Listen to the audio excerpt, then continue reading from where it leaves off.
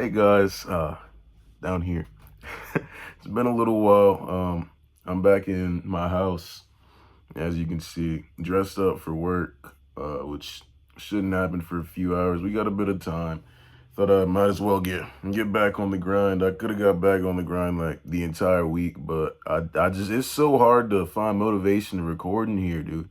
And I gotta like edit it so I'm in a little box. You're gonna see that when the video starts up.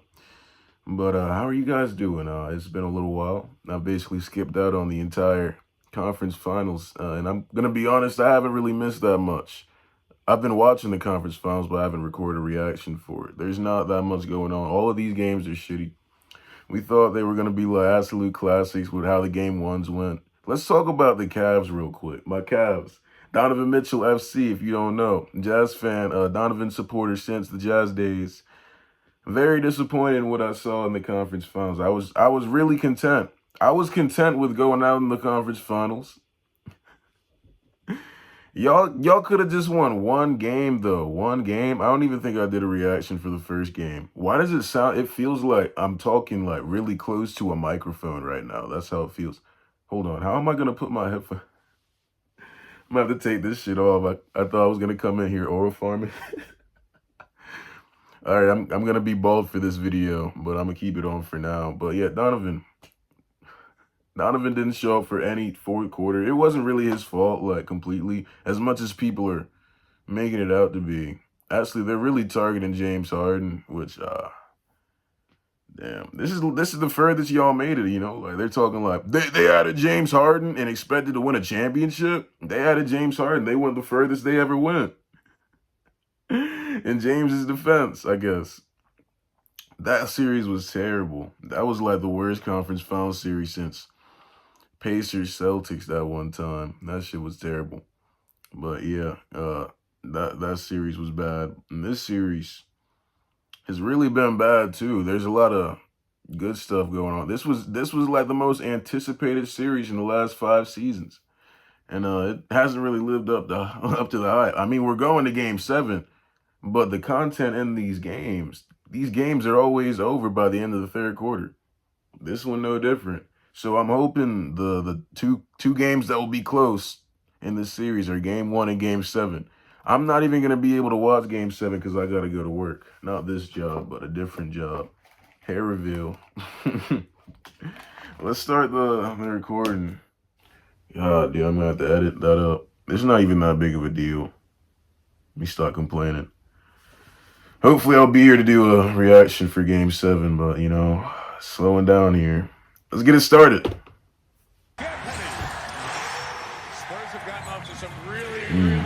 But yeah, this series, there's been a lot of content, like a lot of drama content, I suppose. The drama you'd expect out of a Thunder Spurs series has been here. All right, with Wemby and Chad. Flopping, ref narratives. All the narratives are there. God damn. Yeah, all the narratives are there. It's just the games are just not good. Wemby almost fucking dunked that block in. Y'all gotta bear with me. I don't say a lot of words in this house during the summer. So I gotta get my charisma back. Bang. Lou Dort. Dude, this what are the narratives they got going on? These fucking nuns in San Antonio. They don't lose in front of these nuns, I tell you. Ever since them nuns showed up, Spurs been unstoppable. They need to bring him to OKC. Twitter has been so funny in the last few days, or week or two. There's one dude keep talking about we going back to the O. The fucking O? OKC, the O? I guess, dog. But I have to go back to the O against San Antonio. Don't be too afraid. San Antonio has generally gotten off to some good starts in all these games. Most of these games, at least. They have that one where they started off 15-0 and lost by double digits.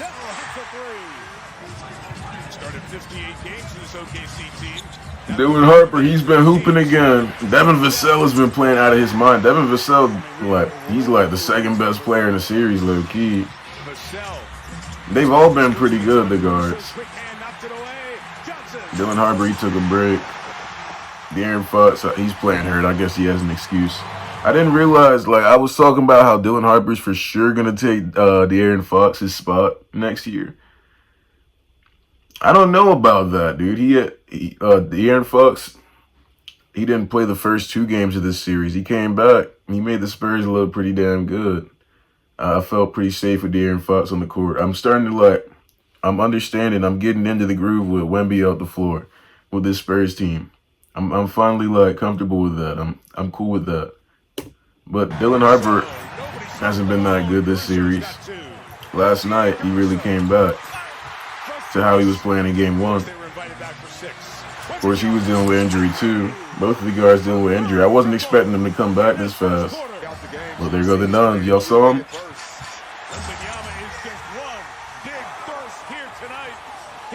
Wemby playing hard. Wemby the tryhard of the NBA. I've been trying to see.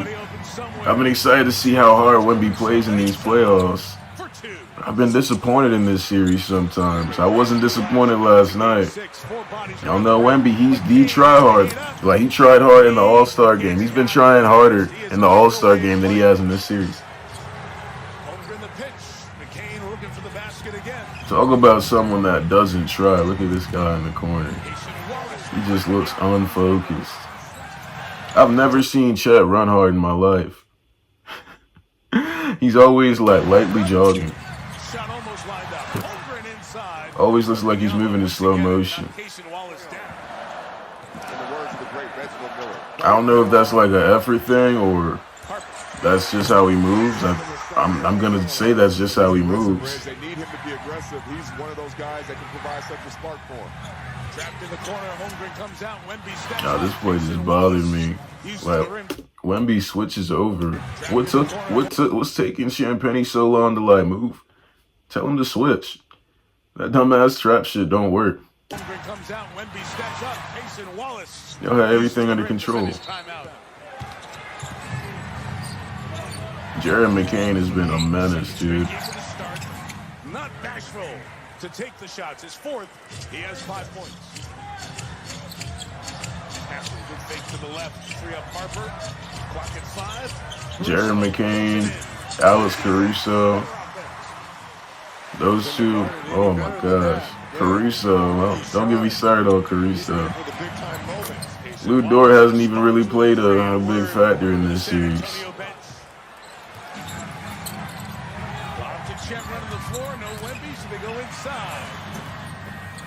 Nice move. Nice little move. They've been playing good defense on SGA too. He's looked a little sluggish every game. Takes him a while to get into his flow. This game, he didn't even get into his flow. They usually seem to win in OKC though, so I don't know who's going to win this game 7. Oh my God, Hartenstein. I forgot about Hartenstein. Hartenstein got one move. He don't even dunk the ball. Straight floaters. He loves shooting. I've never seen a team that loves shooting over Wemby this much, bro. They made every shot over Wemby. Every shot. If he doesn't block it, they're going to make that bitch. Other Jalen Williams. I'm so sick of the Jalen Williams. I'm not calling that nigga J-Dub, bro. Carter Bryant's been making some noise. Great defense right there. But you gotta stop leaving that nigga in the corner. He makes every single corner 3. Spurs really ratcheting it up. Defense and intensity. Bryant stays in front of SGA. Great defense, but it's a good shot. Better roll by the MVP. Wembanyama for another 3. Wemby. Oh my God, Carter Bryant.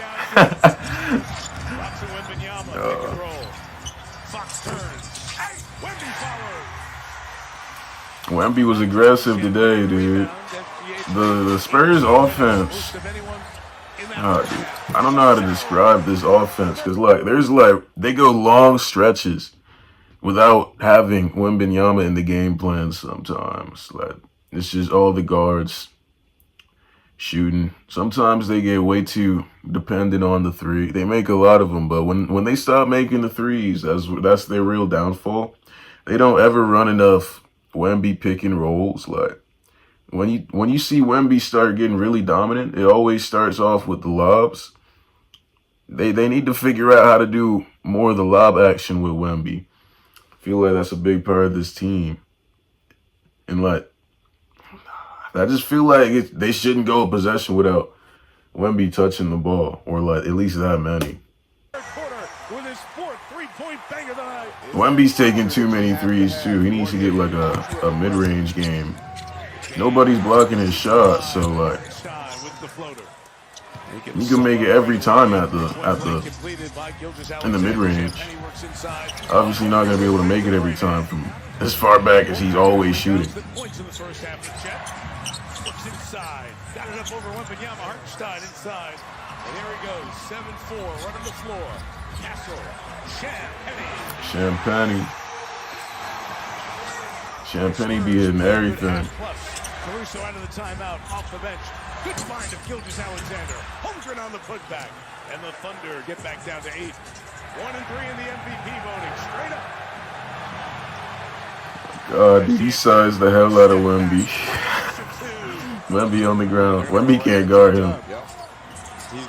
Nobody can. You gotta have two. Was that not a travel? 1, 2. Okay, no, I'm tripping. It looked really weird, live. Well, when I became the sixth man, he was the person I studied to try to be a guy who could provide a bunch off the bench. And Champagne provides a left-hand fillet. Yeah, the game was really over here. The game was over before the third quarter ended. Finally, the run ends. The narratives are good, but the games, my God, dude. I know the crowd's getting what they wanted, but did y'all really want to win this bad? Nah, I'd be fine with winning like this if it was my team.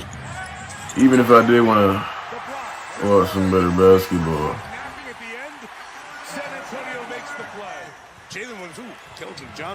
Should we even finish watching this? The hell are we here for? I probably start watching it the 7-minute mark in the fourth. And Castle will be out there.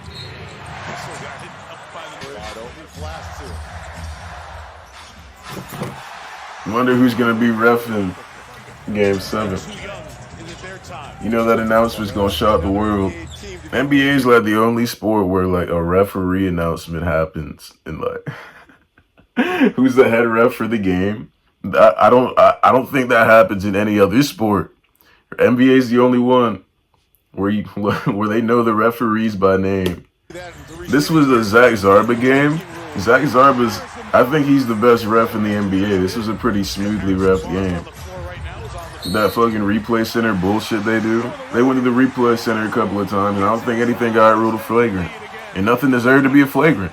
Sometimes they just be giving flagrants out for the fun of it. Yeah, we got the bench players in. Anytime you see Jordan McLaughlin, you know the game over. Cambridge Williams.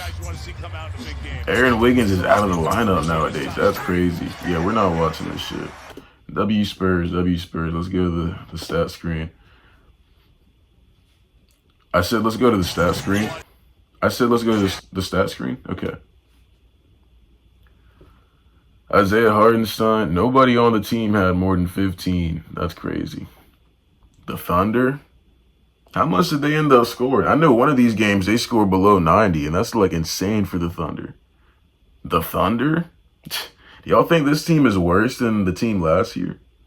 Or is it the opponent? I don't know. Who did they play in the conference finals last year? The Timberwolves. Yeah, the Timberwolves. No threat. No threat in the conference finals, at least. But yeah, Chet. He doesn't take that many shots, but I think he had the most efficient game. All of them, the big man at least. All right, 10 out of Champagne, 28 for Wemby. Much better than his output last game. Wemby, we need this. We need this. Tryhard Wemby. I love to see Tryhard Wemby. This is what I expect when I see Wemby in the playoffs. This next game is going to be early legacy defining.